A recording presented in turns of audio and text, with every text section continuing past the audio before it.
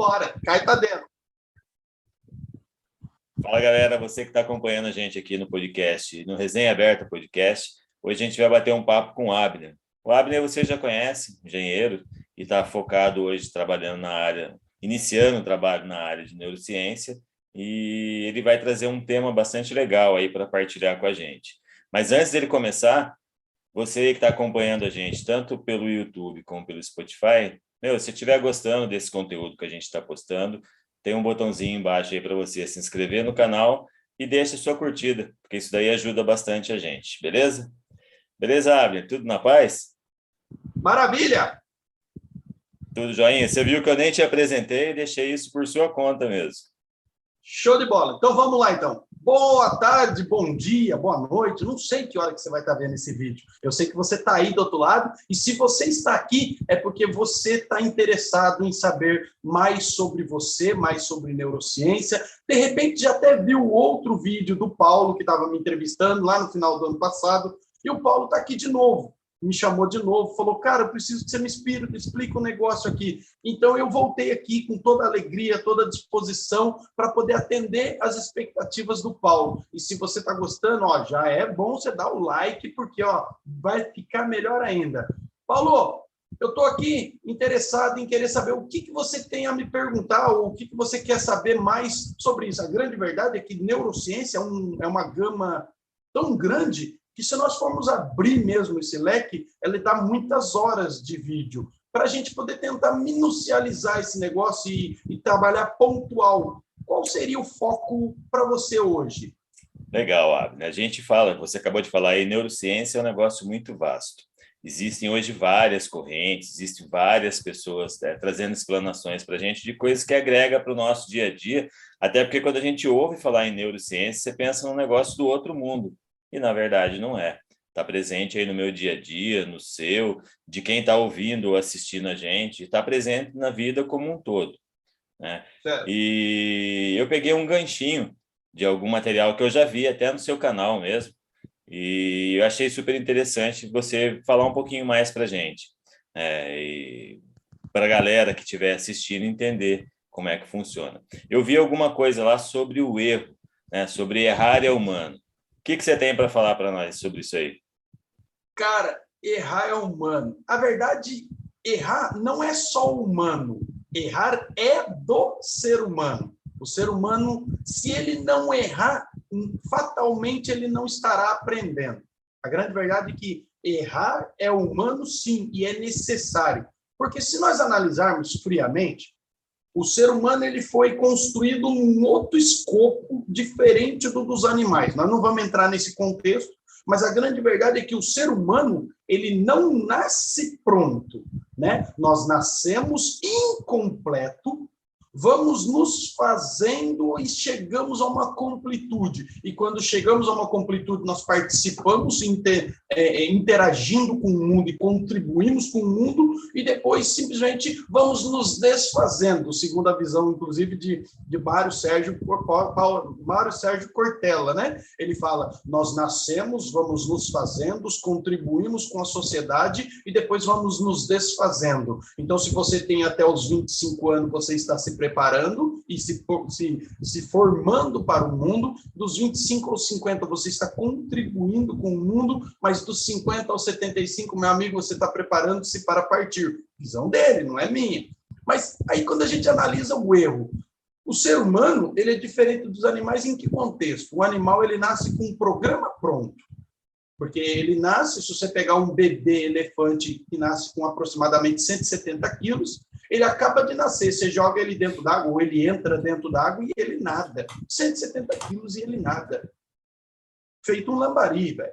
E nós, seres humanos, se você pega um bebê, existe uma corrente aí que diz que a criança nada, mas a grande verdade é que ninguém tem coragem de fazer isso. Se você pegar uma criança recém-nascida e jogar ela dentro da água, ela vai morrer, meu amigo, porque ela depende de muita coisa. O ser humano ele precisa se fazer, ele precisa se montar. É como se nós fôssemos se montando.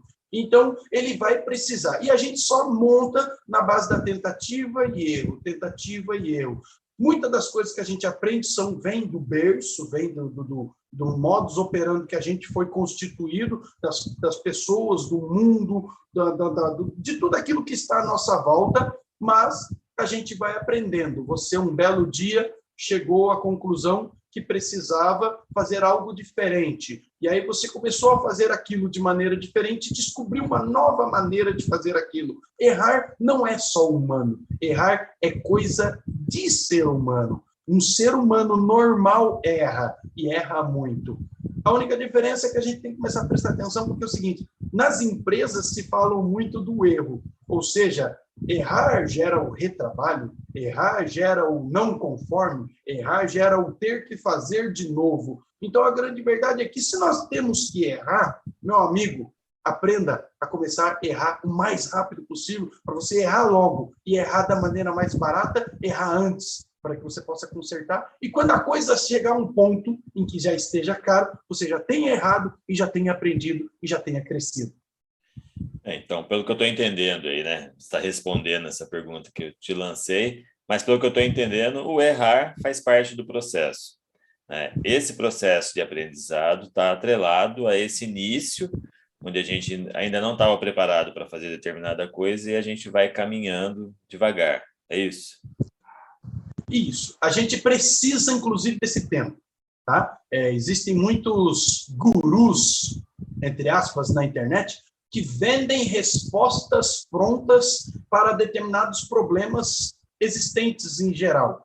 E a grande verdade é que eu sou muito diferente de todo mundo. Então, o erro que alguém cometeu, se ele fosse transcrito e passado para um outro alguém, com o objetivo de fazer com que esse outro alguém não erre, mediante ao conceito definido por essa outra pessoa, a grande verdade é que somos tão diferentes um do outro que uma regra não se vale para uma outra pessoa. Cada um tem uma decisão diferente, porque cada um é formado e constituído de uma forma, cada um é formado e constituído por pais diferentes, viveu um conceito diferente, num grau salarial, num grau de estrutura financeira diferente. Então, todos esses pormenores somados vão gerar um escopo e cada um vai ter um padrão de decisão diferente e, consequentemente, vai decidir errar ou acertar ou assertivamente buscar uma solução de maneira diferente. Então, o erro ele vai ser diferente para todos,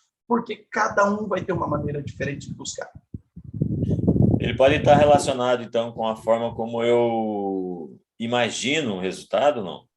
Eu posso estar colocando o erro nesse âmbito? Sim, a grande verdade é o seguinte, aí nós vamos diretamente para a coisa da neurociência. Olha só para você ver, você acabou de falar da imaginação. O nosso cérebro, ele imagina tudo. E você já prestou atenção que no sonho, ou na imaginação do sonho, ou em qualquer coisa dessa natureza, um déjà vu, por exemplo, você não tem limites, você não é limitado pelas condições físicas, você voa num sonho, você é capaz de fazer muitas coisas num sonho ou numa imaginação. E tudo que a sua mente consegue elocubrar e imaginar, ela vai tentar transformar em realidade. O grande problema é que entre a imaginação e a realidade, o nosso cérebro passa por um período que, né, são 3 tipos de cérebro, ele passa pelo cérebro límbico. E o cérebro límbico, ele praticamente vai definir regras que nós vamos, ou seja, eu quero pular do prédio porque eu acho que eu vou voar. Essa é a minha imaginação. Na minha imaginação eu vou, mas na realidade eu não vou voar. Agora, se o meu cérebro passar pelo esse cérebro límbico, e aí ele vai definir para mim, olha, a única forma como você pode voar é se você adquirir uma asa com conceito de hélice dessa forma, com conceito de apuração com relação à aerodinâmica, aí você vai pendurar ela sobre os seus ombros, dessa forma pode ser que você voe. Ou seja, ele vai te definir regras para que o sonho possa se tornar uma realidade. Mas nós sonhamos, e em sonhar, nós abrimos o leque da nossa mente para que ela possa todas as coisas. Ou seja, tudo que eu imagino pressupõe-se que eu tenho condições de fazer. A gente não vai... Você nunca vai ter uma profissão que você nunca viveu ou vivenciou ou sonhou com ela. E agora você também nunca vai sonhar com aquilo que você não tem vivência. Por exemplo, era difícil nós pensarmos na hipótese, por exemplo, do Neymar sendo, por exemplo, um músico, se a vida toda ele viveu dentro de um campo de futebol. Ele só poderia ser ou jogador, ou técnico, ou alguma coisa dentro dessa área, porque era o escopo em que ele estava vivendo.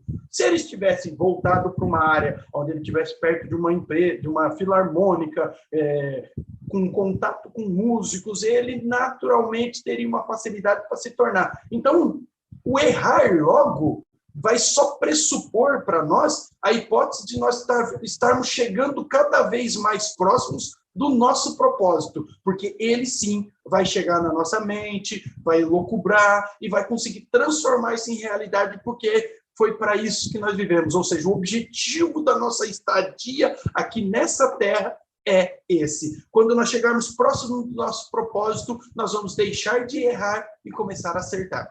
E eu acho que eu consegui te responder a pergunta, certo? Conseguiu sim. Agora já vou vir com uma outra paulada aí. Ô, Abner, já que esse erro está atrelado a coisas que eu posso até imaginar, pode existir uma influência na minha criação para eu vivenciar uma incidência maior de erro? Caramba, Paulo, que pergunta, hein? Bacana essa. A grande verdade é o seguinte, nós tendemos a repetir padrões já constituídos pelos nossos ancestrais. Vamos trabalhar dessa forma. Ou seja, o filho que nasceu dentro de um casamento mal estruturado, um filho que nasceu dentro de um casamento em que se desfez, ele tem uma tendência muito maior, tá, de no casamento dele também algo dar não certo, de forma que acabe indo para o mesmo caminho. Eu não sei se eu consegui ser claro nesse exemplo. Eu sei que o que aconteceu no passado é como se fosse uma bola de neve, ela sempre vai voltando. E é um trabalho nosso, né, ser humano, entender o que se vem acontecendo e as repetições que já estão acontecendo, parar essa história, ou seja, dar um break nesse negócio, definir uma nova estratégia para você poder mudar o escopo da sua vida, para você poder mudar a história da sua vida. Pau que nasce torto, morre torto. Meu pai sempre dizia isso, mas eu não sou o pau, então eu posso me regenerar. Nasci assim, vou viver assim. É aquela síndrome da Gabriela. Nós não temos necessidade de viver na síndrome da Gabriela, porém o nosso próprio cérebro, ele vai impor para nós uma rotina que vai tentar manter nós dentro dessa síndrome de Gabriela. Eu nasci assim, a minha família viveu assim, sempre foi assim, não vai mudar, vamos tocar. E a gente fica sempre naquela filinha, mantendo sempre o mesmo, fazendo sempre o mesmo, tendo, consequentemente, sempre os mesmos resultados. Então, pelo que você está me falando, se eu conseguir fazer uma reorganização, uma reprogramação, né, do meu cérebro e enxergar aquilo que eu tenho feito como erro, eu consigo corrigir, eu consigo fazer uma tomada de decisão diferente. Exato. A grande verdade, o segredo de tudo é você entender e entender que a grande verdade é que todo mundo, ou seja, nós fomos colocados desde o nascimento numa caixa. É uma caixa imaginária, mas nós fomos criados e fomos colocados dentro de uma caixa. Nessa caixa diz para nós o que nós podemos comer, o que nós podemos beber, o que nós podemos fazer, como nós devemos agir. Existe uma lei. Dentro dessa caixa existem, sim, leis que nós não vamos alterar, né?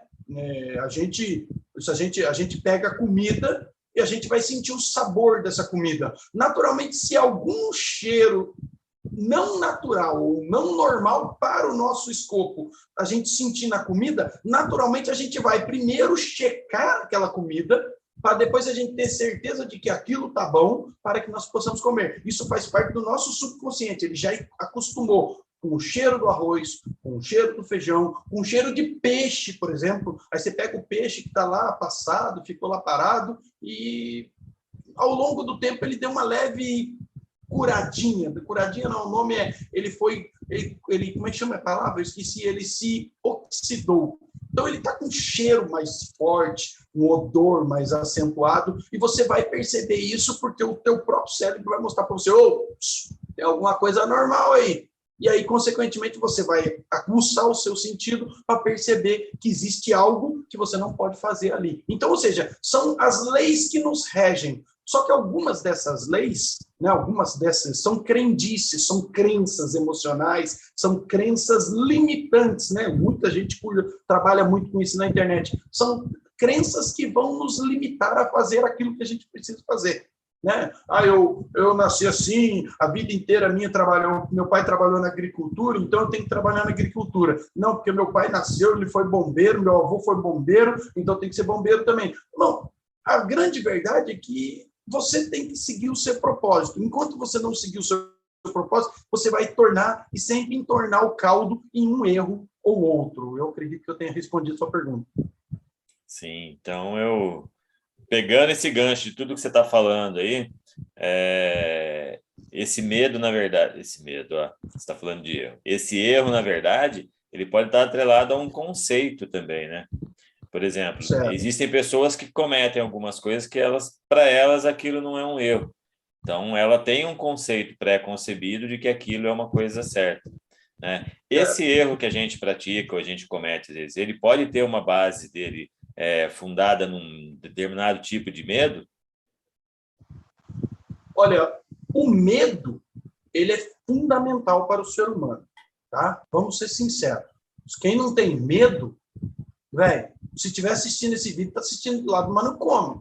Porque o medo, ele é necessário, tá? O cérebro nosso, o cérebro reptiliano, aquele cérebro que está bem aqui atrás, aqui, ó, ele é o cérebro que garante que a homeostasia, o princípio da homeostasia do nosso corpo vai se manter, ou seja, ele garante que o corpo vai se manter em vida, ou seja, ele não se entrega à morte, sabendo que aquilo vai gerar a morte do corpo, ele trabalha no sentido de sempre proteger. Então, da forma seguinte, se você está num determinado lugar, existe uma porta, e você abre essa porta, suponha que atrás dessa porta existe uma corda muito bem enroladinha e que ela está no chão. Você abriu a porta, o seu olho vai imediatamente captar aquela corda, mas ele vai ter que processar isso. Só que imediatamente ele viu aquela corda e ele associou aquilo no cara crachá, que ele faz imediatamente com relação ao seu cérebro, que está lá guardando todos os seus dados, tudo que tem de informação sua, ele faz um cara crachá muito rápido e ele associa isso a uma cobra. Muito antes do seu cérebro ter processado o que está acontecendo, o sistema reptiliano, ele corta toda a autoridade do cérebro e ele toma o seu corpo como um supetão e ele força o seu corpo a se jogar para trás. Ou seja, são aquelas coisas que você faz involuntário. Você chega perto de uma panela quente, sem que você perceba, você simplesmente recolhe a mão. Você faz esse movimento involuntário. É o mesmo movimento que você faz, por exemplo, se alguém tentar enfiar a mão dentro do seu olho. É involuntário, o olho vai se proteger. Então, o medo, ele é muito necessário. Por quê? Porque é o medo que gera.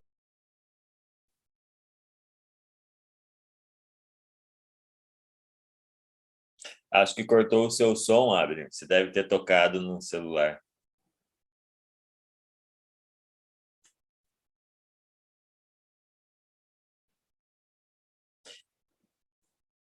O seu som ficou fora.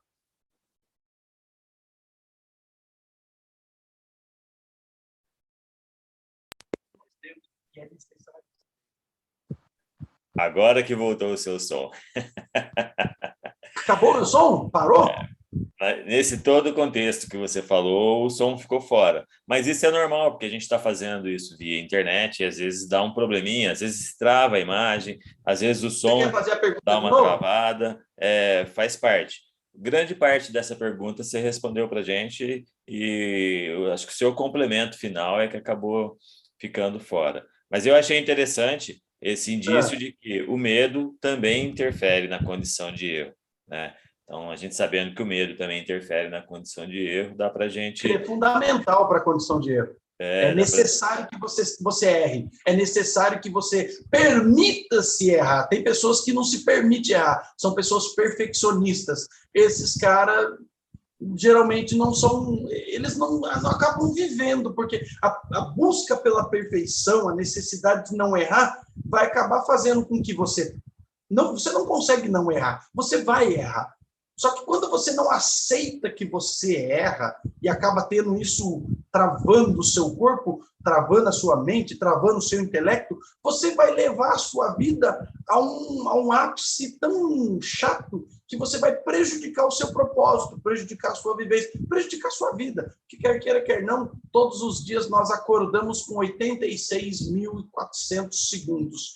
Fazer o que com ele? Você pode perder, você pode gastar ele assistindo televisão, você pode trabalhar, você pode buscar seu empreendedor, você pode fazer vídeos na internet, você pode fazer o que você quiser com ele. Mas a grande verdade é que a cada segundo passado não volta para trás. Lembra da história lá no início? 25 anos a gente se faz, 25 anos a gente completa e permite e participa do mundo, 25 anos a gente está preparando a nossa malinha para a gente desembarcar.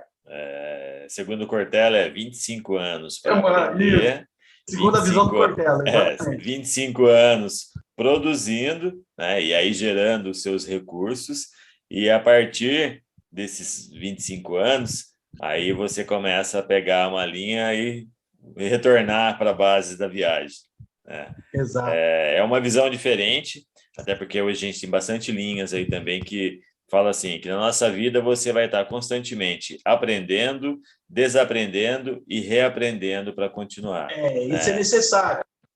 Então, né? E aí, há coisas... Vou falar. E aí, nesse aspecto, eu acho que existe a importância, então, do errar humano. Né? Porque nesse aspecto, o erro não vai me trazer essa sensação de fracasso. O erro vai me trazer a identificar essa falta de conhecimento que eu preciso complementar. Né? Eu estou ali naquele instante, eu venho percorrendo e eu preciso chegar aqui. No meio do caminho, qualquer ruptura que aconteceu pode ser em razão desse erro, da falta de conhecimento completo naquilo. E aí eu absorvo essa ideia, eu faço de novo o rascunho do roteiro e recomeço a jornada. Né? Mais ou menos isso aí, né? Certo. O Mário Sérgio Cortella, ele tem uma frase que eu acho interessante. Ele fala assim, quando a gente começa a viver, a gente inicia a vida com uma inspiração, uma tomada de ar para dentro do corpo. E quando a gente deixa de viver, a gente termina o dia com uma, eu não sei se eu posso dizer transpiração, mas a gente descarrega o ar para a natureza. E, consequentemente, entre o espaço em que você inspira e o espaço em que você entrega ar, tudo que existe no meio disso é vida. E quando a gente trata como vida, tudo é aprendizado. A criança chora quando é criança porque ela tem a consciência de que, olha, quando ela está chorando, ela está dizendo, eu preciso de alguma coisa, eu ainda não sei o que é, mas está me fazendo falta aqui. É o aconchego, ela estava dentro da barriga, ela estava quentinha, ela estava toda acometida e não faltava alimento para ela. De repente, tiraram todo o aconchego dela, puseram ela no mundo frio, porque a criança acabou de sair da barriga, ela sente muito frio, porque isso aqui é muito mais frio do que a alteração do que é dentro da barriga da mãe. De repente, colocaram ela no mundo frio. De repente, ela começou a ser carregada por gente que ela não reconhece. Ela só conhece o seio da mãe. Então, ela chora, esperneia, até que entregam para ela, olha, é isso aqui que você está querendo? Aí ela falou, opa, é isso aqui. Não, beleza, eu estou no meu habitat normal, entendi, já estou no lugar onde eu sei que, opa, é daqui que eu vim, então é aqui que eu tenho que ficar. E ela acaba ficando quietinha. Então, quando a gente analisa o erro, é necessário que tudo isso aconteça. E tudo isso vai trazer para nós sempre isso. A vida ela é constituída por errar, consertar, acertar. Errar, consertar, acertar. E a gente, quem não erra, não tenta.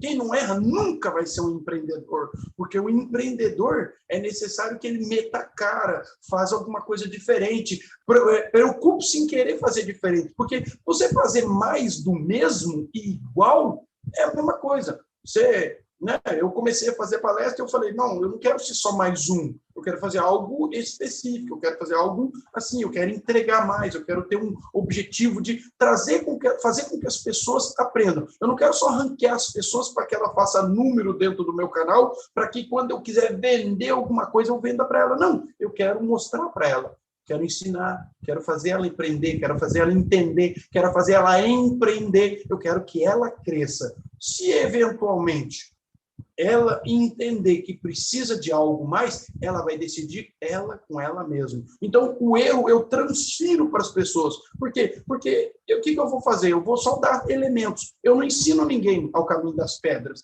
Eu só dou elementos para ela. Agora, com esses elementos, com as pedras que você tem da vida, você decide fazer boas edificações ou péssimas edificações. Já diz lá no livro sagrado, né? Quem construiu uma casa em cima de uma areia teve um resultado. Agora, quem construiu a casa em cima da rocha teve um resultado. Então, esses dois resultados permearam a vida de decisões que foram tomadas em cima de assertivos ou em cima de erros. E são os erros que nos fazem chegar ou não chegar aos nossos objetivos, aos nossos sucessos. E é com motivação, e é com alegria, mas precisa sim, errar é humano, errar é coisa de humano. É bastante importante, né? Eu vejo essa ênfase que você dá no errar. Eu lembro até que você comentando a respeito da indústria, né? O erro na indústria, a não conformidade, ele é monitorado constantemente, e não só visando evitar o desperdício, mas sim a aplicação daquela força que vai ser utilizada de uma maneira otimizada. Na nossa vida, eu imagino assim, na nossa vida no tocante ao dia a dia, existem coisas que às vezes a gente acredite que está fazendo certo e que, na verdade, aos olhos de outras pessoas, não é bem assim que é visto, né? Então, precisa ter alguém também que, em determinado instante, fale para a gente, olha, dá uma olhada nisso aí, né? Será que essa forma como você está pensando é a melhor forma? Será que o resultado vai ser bom para todo mundo? Porque, às vezes, a gente acha que o erro ele é ruim só para nós, mas, na verdade, não é. Um erro em determinada circunstância na minha vida, ele pode afetar várias pessoas, né? Sim, com certeza. O erro seu, ele repercute, né? Ninguém é eremita e nós não vivemos sozinhos, né? O errar rápido e o errar o mais rápido possível significa exatamente isso. Quando você demora muito para errar ou erra muito tarde, naturalmente você vai atingir uma gama de pessoas maior. Imagina um motorista que depois de 30 anos de dirigindo um ônibus, aí ele resolve que ele já tem habilidades suficientes para poder dirigir esse ônibus, então ele passa no bar, bebe 2 traguinhos, porque ele tem habilidade suficiente, então ele vai subir e dirigir o ônibus. Ele tem uma boa habilidade, mas ele prejudicou a percepção. Consequentemente, ele vai ser levado a um erro. Um erro lá na frente vai trazer um índice catastrófico para muita gente. Enquanto se ele estivesse dentro da escola, aprendendo lá a dirigir, e ele cometesse esse erro, não, eu acho que eu consigo dirigir com 2 biritinhas, ele bebe. Naturalmente, ele nem estaria atrás do cockpit de um ônibus. Consequentemente, esse erro seria reparado muito antes. A gente comete deslizes no trânsito fantástico. Eu faço isso de uma forma exorbitante. Mas você olha, você faz as coisas, depois você olha e fala assim, nossa, eu poderia não ter feito isso, eu poderia ter gerado isso, ou aquilo, outro. A gente faz esse escopo o tempo todo. Quando a gente erra, a gente gera. Mas quando a gente quase erra, a gente percebeu ou teve a oportunidade de corrigir um erro em tempo. Meu pai sempre dizia, errar é humano.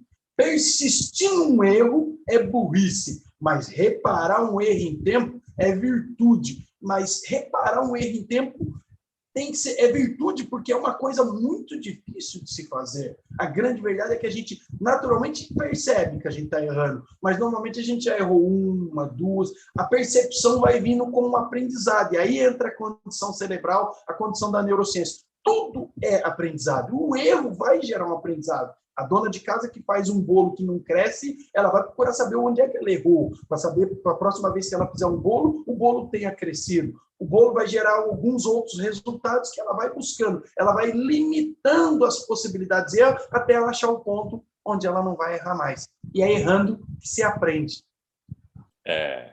A gente ouve muito isso, né?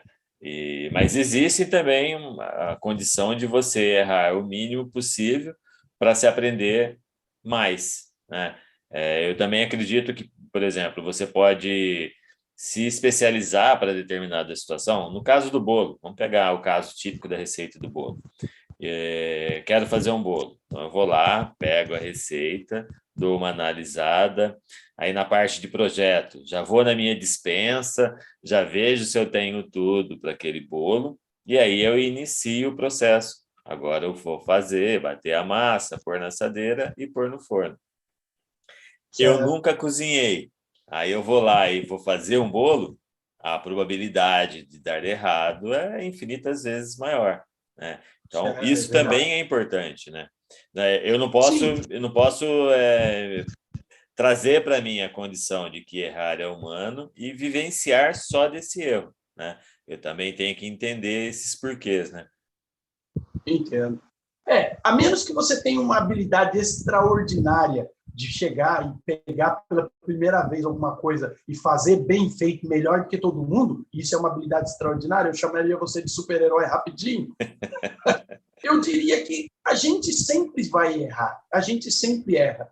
E aí tem um contexto seguinte, quando você entende que a vida nossa ela é constituída em cima dessa montanha-russa, onde você errou, consequentemente você desceu a ladeira, mas depois dessa ladeira vem um ponto onde você vai subir, e aí você vai chegar, você vai fazer um looping, você vai fazer as grandezas, e são essas coisas que vão constituir a vida da gente. A nossa vida ela é feita de baixos, mas ela também é feita de altos. Os momentos que a gente erra, naturalmente, são aqueles momentos que a gente está tentando fazer as coisas, e a gente geralmente está num momento de baixa. Mas há momentos em que a gente vai conscientizar daquele erro e a gente não vai errar mais. Outros erros virão, né? Eu costumo dizer que nós vivemos constantemente de decisão. Eu acordo de manhã e decido, levanto ou não levanto.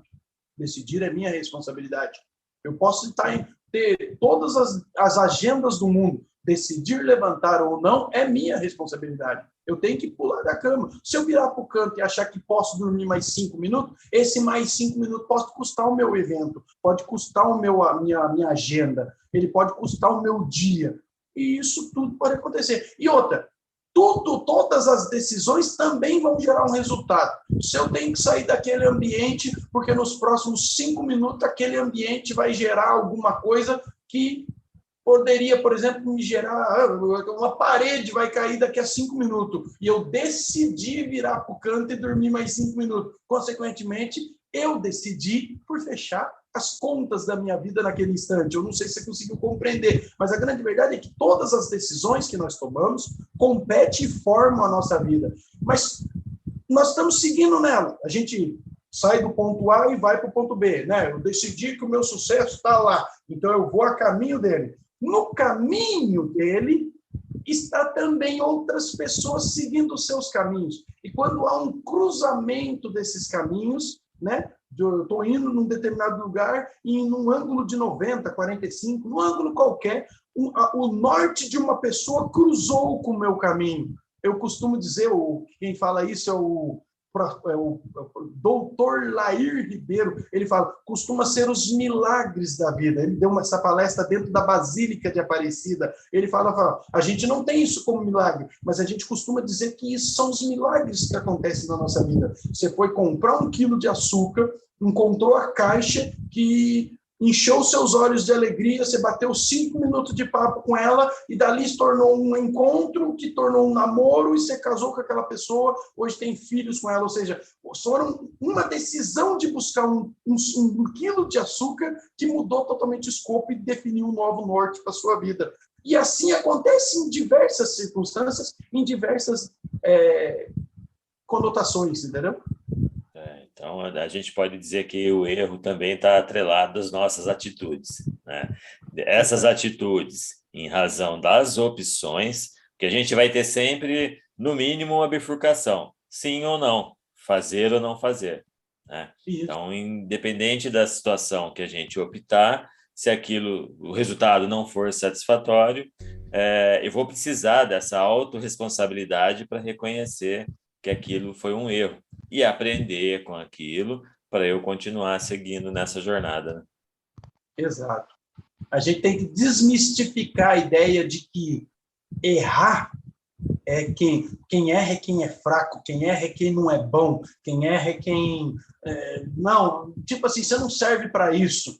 A gente sim tem que focar naquilo que a gente é bom, mas errar é coisa de ser humano.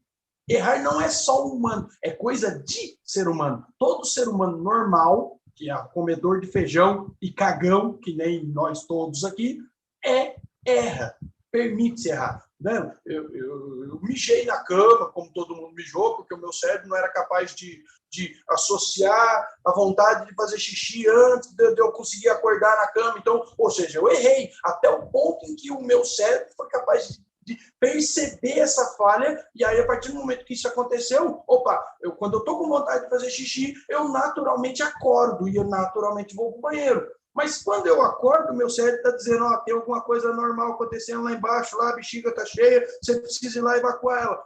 Eu vou ter que ter uma decisão.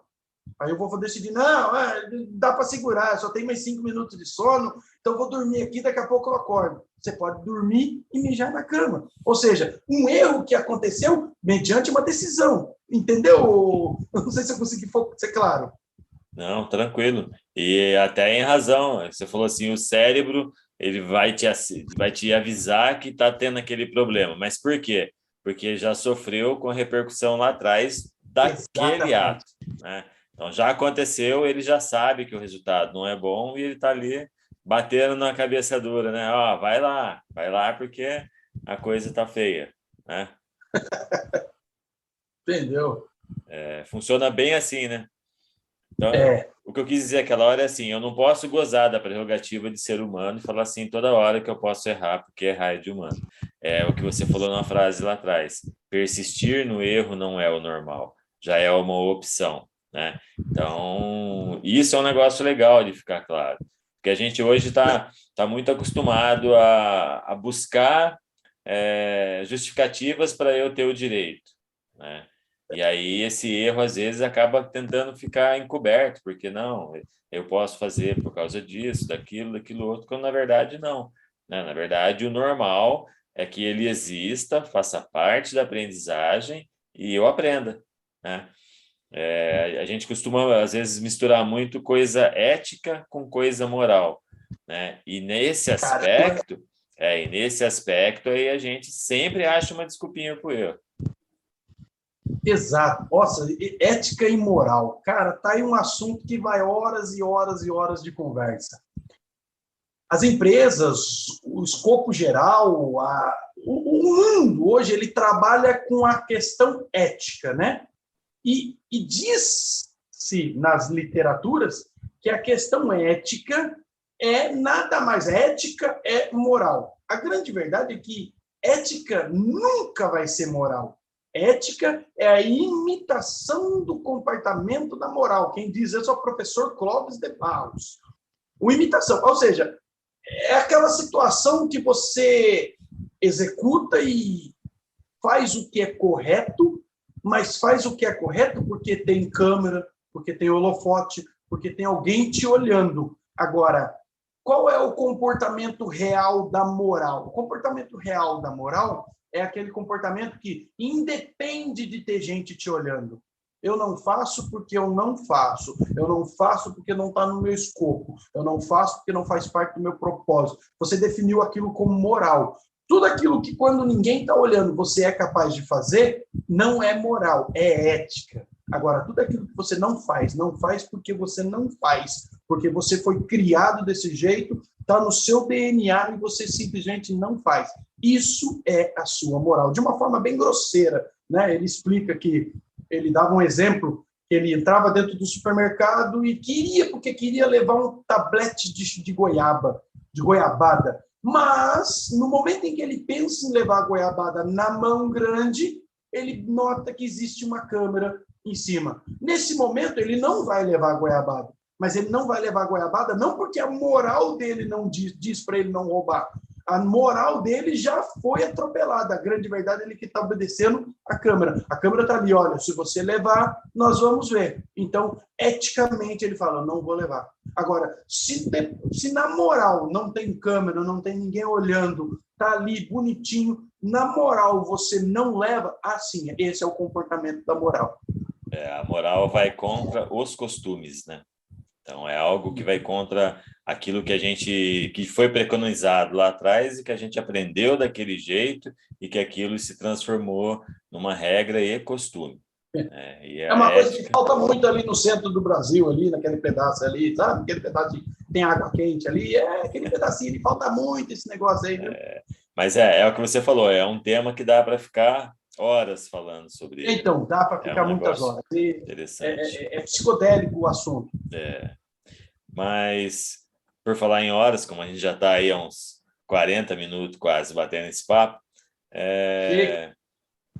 existe alguma maneira, né, você que está se especializando nessa área, existe alguma maneira com a qual eu consiga identificar, né, eu sozinho, eu estou lá fazendo um negócio, e daí de repente eu paro e falo, cara, será que isso aqui não é um erro? Então, o nosso cérebro ele só é capaz de pensar sobre a possibilidade de uma coisa ser melhorada ou não depois que ele fez ou que ele viu fazendo, né? Você não precisa dirigir um caminhão, sendo que você já tem uma carta de carro, por exemplo, para você poder enxergar que, olha, não é impossível eu dirigir um caminhão, só que eu tenho que analisar o escopo disso. Opa, quantas marchas além de um carro um caminhão tem? Como é que é a estrutura além de um carro para um caminhão? E dado a esse escopo dessa diferença, você senta na boleia de um caminhão, você sente ali a direção molinha, tal, com ar, né, como é que chama aquilo? Hidráulica. Muitas das vezes você dirigiu um carro sem uma direção hidráulica. Você vai sentir, você vai ali pegar ali, pôr a primeira marcha, você naturalmente vai tirar esse caminhão do lugar. Quando você tirar esse caminhão do lugar, você vai sentir não só o peso, mas você vai sentir a potência do motor, você vai sentir a força da guinada do volante. Então, você vai perceber o quanto de responsabilidade, além daquilo que você tinha lá atrás dirigindo um carro, que você tem dirigindo esse caminhão. Nesse instante, o seu cérebro vai processar. Será que eu tenho condição de fazer isso? E, naturalmente, você vai brecar, você vai fazer uma nova análise com base nisso que o seu cérebro assimilou nesse momento, ele vai falar assim, peraí, eu posso até dirigir, mas peraí, deixa eu ir com mais cautela. A primeira coisa que você vai buscar, de repente, alguém para poder orientar do seu lado, de repente, você vai buscar mais informações sobre como eu vou parar isso, ou como eu tenho que fazer determinado isso, aquilo, aquilo outro. Se eu chegar em tal lugar, você vai buscar mais informações para poder minimizar a possibilidade de erro. Sim, reparar um erro em tempo é virtude, mas ele depende da gente poder parar para analisar, certo? O grande problema é que quando a gente vai modificar uma coisa que a gente também tem uma questão chamada adrenalina. O nosso cérebro, ele enche de cortisol o nosso escopo, né? Você fica todo afoito. Um pouco disso é medo, mas um pouco disso também é aquela ansiedade de provar para você mesmo que você é capaz de fazer. O outro pouco disso tudo é aquela gana de querer fazer o diferente. E tudo isso, você percebe que o coração vai meio que subindo pela boca aqui assim, os seus batimentos cardíacos aumentam. Os batimentos cardíacos, na verdade, ele só vai aumentar porque você vai ser obrigado a irrigar de uma forma mais intensa o seu cérebro. E quando você intensifica a irrigação nesse cérebro, é porque o seu cérebro está sendo forçado a fazer muito mais atividades naquele instante. Você está mudando o escopo, você está fazendo algo que o seu cérebro não estava acostumado a fazer. E ele vai trabalhar todo vapor para fazer com que você consiga elocubrar tudo o que precisa a tempo de não cometer um erro. É isso que o seu cérebro vai fazer. Às vezes ele consegue, às vezes não dá tempo. E aí acontece o erro. Mas reparar um erro em tempo é uma virtude exatamente para fazer. Se você conseguir dominar e controlar o seu cérebro para fazer isso, velho, você vai ser um ser humano fantástico. Então, essa é a tônica da vida, né? Essa é a tônica da vida. E aumentando essa aprendizagem e aumentando esse índice de conhecimento para a gente tentar errar menos. Mas como você mesmo falou, só vai errar quem tenta fazer, né? Quem fica parado, estático, aí, o samambaia, né? Paradinho ali, só enfeitando, a probabilidade dele de apresentar um erro é mínima, né? Verdade. Quando a gente tinha 20 anos, a gente decidia as coisas de uma maneira. Quando passamos a ter 30, nós passamos a decidir as coisas de uma outra maneira. Eu cheguei recentemente aos meus 40 anos. Rapaz, eu parei para pensar, comecei a analisar algumas coisas que eu não dava muito valor aos 20, começam a ter valor aos 40. E quando você chega aos 50, o escopo é outro, e 60. Por quê? Porque o seu cérebro vai ficando mais sagaz, ele vai ficando mais safo, ele vai começando a analisar coisas diferentes. E toda vez que o seu cérebro sai daquela programação básica e vai fazer alguma coisa diferente, ele não se nega a fazer, mas ele vai contextualizar de forma a tentar pegar todo o escopo que ele tem para poder minimizar a possibilidade de erro. E é aí que o tempo vai nos fazer uma diferença gigante. Né? Quem erra aos 20 não erra aos 30. Quem erra aos 40, geralmente não erra aos 50. Então, o escopo da nossa vida ele vai modificando. Muitas coisas que você fez aos 20, você para analisar hoje e fala, nossa, era tão simples. Era só eu pensar mais 2 minutinhos, era só eu fazer mais isso, era só eu fazer mais aquilo, dava tudo certinho, mas você tinha 20. Você não consegue voltar para trás com o conhecimento que você tem hoje, porque você vai voltar aos 20 com o conhecimento que você tinha aos 20.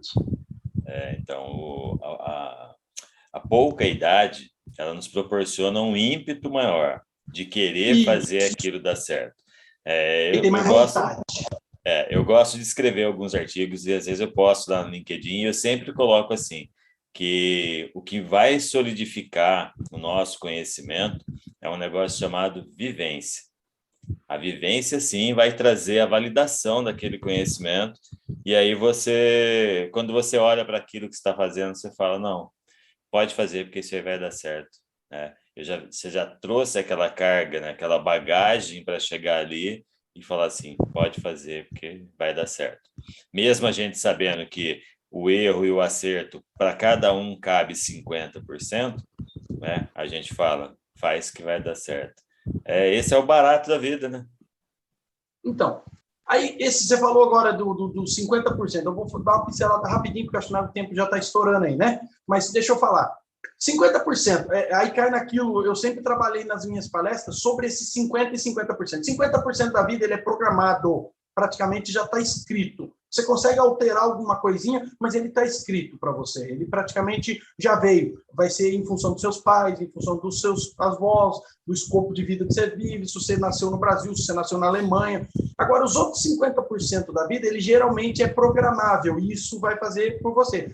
Quanto mais a gente vai aprendendo sobre a vida, a gente diminui esse programado. Consequentemente, a gente vai trazer isso para um conhecimento onde a gente tem tudo na manga, 95%, e a gente tem 5% de inconstância. São as decisões, por exemplo, uma pessoa, um sênior de 60 anos, ele decide com muito mais gana, com muito mais certeza sobre uma coisa do que alguém com 20 anos, porque a incerteza de alguém de 20 anos é muito maior do que a incerteza de alguém de 60 anos. Ele já pinou, a vida dele já está no escopo de finalização, ele já decidiu o norte que ele quer. É alguém de 20 anos, naturalmente nem o cérebro dele está totalmente maturado ainda, haja visto isso, e ele ainda não tem todo o norte, o escopo da vida, porque um homem não é capaz de passar 2 vezes pelo mesmo rio. Por quê? Na segunda vez o homem muda e o rio também já não é o mesmo. Ou seja, a todo instante nós mudamos, o mundo muda, o tempo muda, as pessoas mudam, tudo está em constante evolução. Por isso, nada é o que é agora, porque no momento seguinte já não é mais. Ou seja, o que é agora, mas já não é mais, já é passado. Entende a didática do negócio? Entendo. Eu escrevi uma vez essa frase aí, depois eu tomei uma chuva de comentário. Daí eu parei para explicar. Não é que o rio deixou de... O Rio Paraíba não deixou de ser o Rio Paraíba, mas a água que passa naquele instante Não, é outra. Aí que a fantástico. pessoa começou a entender.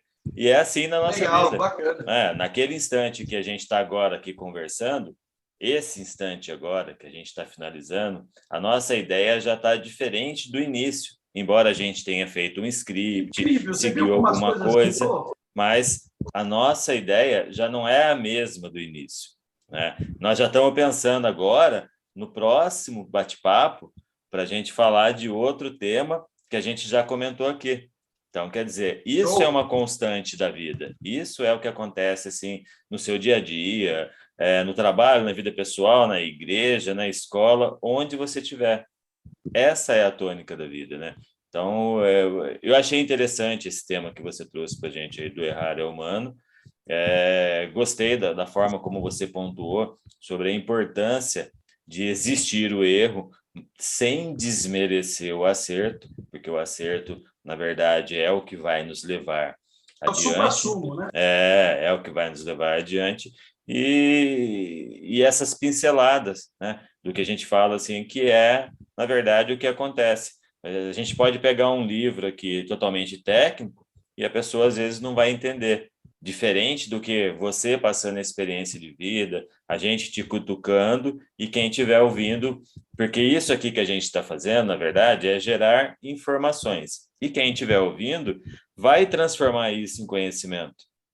Vai procurar lá no Cortella, que você falou, vai procurar lá no Clóvis de Barros, que você falou, vai lá ver alguma coisa do Dr. Lair para ver se é verdade, né? O cara pode até não ter prestado atenção em tudo, mas, pô, o cara falou Dr. Lair, ele vai lá dar uma olhada para ver se é real, né? Então, a gente gera informação e quem pegar isso aí e absorver, transforma em conhecimento. Isso é muito legal. Isso. Isso implica na possibilidade de reduzir um pouquinho o erro, né? Fantástico. Quanto mais você busca o conhecimento, quanto mais você busca querer aprender, mais você vai estar saindo da casinha, saindo da caixinha e entendendo que o mundo é muito maior do que aquele que muitas das vezes a gente pensa. Às vezes a gente está sendo acuado dentro de quatro paredes e o mundo é muito maior do que isso. E se a gente não sair e não abrir a janela para o novo, geralmente, às vezes, você vai deixar de ter a oportunidade de encontrar o seu propósito e vai viver uma vida medíocre, porque você não encontrou. Uma vida sem propósito é uma vida medíocre. Com certeza.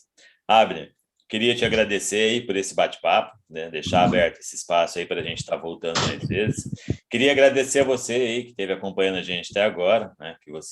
Que ouviu, né? Que você consiga colher algum fruto bom desse bate-papo, algum insight aí que possa ser aplicado na sua vida, que você consiga tirar aí, como o Abner mesmo falou, o suprassumo e transformar em conhecimento para você. Se você gostou, não esquece de deixar o seu like aí no final do vídeo. E, Abner, muito obrigado. E aí você pode fazer o seu desfecho aí. Ok, pessoal, muito obrigado, eu agradeço. Eu fiquei muito feliz de ser convidado de novo. Ele tinha me chamado pela primeira vez, eu não tinha certeza se ele tinha feito um bom trabalho. Mas quando ele me chama pela segunda vez, eu realmente entendo que a coisa foi, pelo menos, por um caminho bom. Ou seja, a chance de erro foi menor. E agora a gente vai indo, gravamos esse. Eu espero que vocês tenham gostado. Depois desse vem mais. Não se esqueça de passar para os seus amigos, não se esqueça de... Sempre tem alguém que precisa dessas informações. Então, seja parceiro, passe, comunique. Olha, lá no minuto tal, falou alguma coisa que eu acho que interessa para você tal, e faça isso. Porque isso não é um trabalho só para nós, é um trabalho muito mais para vocês. A gente está aqui para dividir conhecimento, dividir conteúdo. O objetivo maior nisso tudo é que todos nós cresçamos e entendamos e, olha, há muito mais para se viver do que muitas das vezes aquilo que a gente está vivendo. Beleza? Eu agradeço e me despeço com o famoso tchau que eu sempre dou lá no meu canal. Tchau! Obrigado, Abner. Falou, valeu!